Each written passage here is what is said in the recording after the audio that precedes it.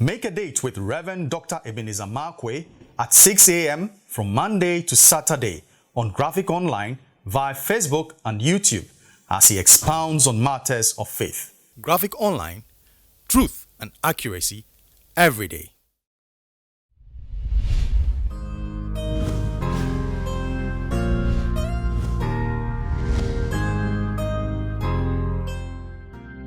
Hello, this is Reverend Dr. Ebenezer Markwei of Living Streams International, bringing you matters of faith with Graphic Online. And I've been looking at the story of Easter, or the whole Easter event, and I've been looking at them through various eyeglasses and through different principles. Easter is not just an event, but Easter is a principle-filled event. And there are certain key things that happen in Easter, and we can pick life lessons from there. And one of them, this morning, I'd like to capture my thoughts with just with the title, Servant Communion. Now, do you remember when they sat at the communion table and when they were just about to eat?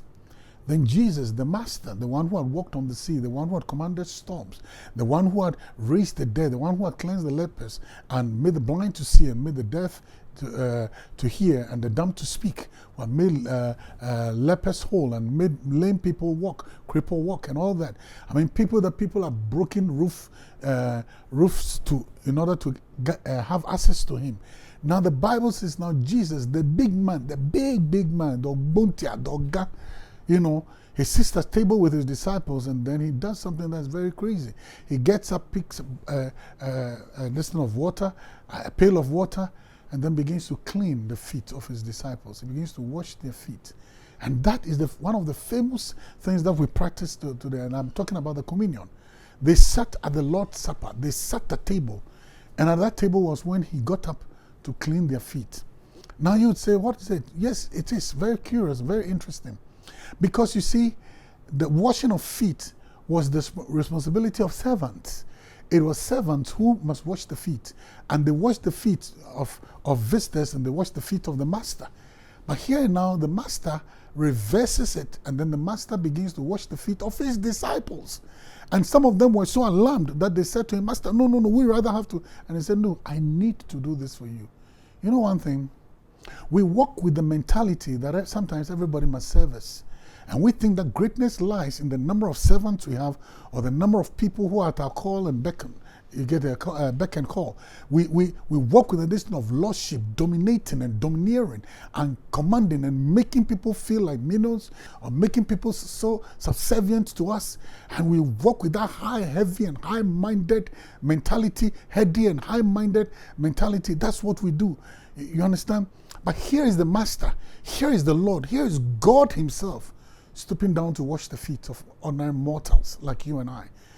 Divinity washing the feet of humanity, serving humanity.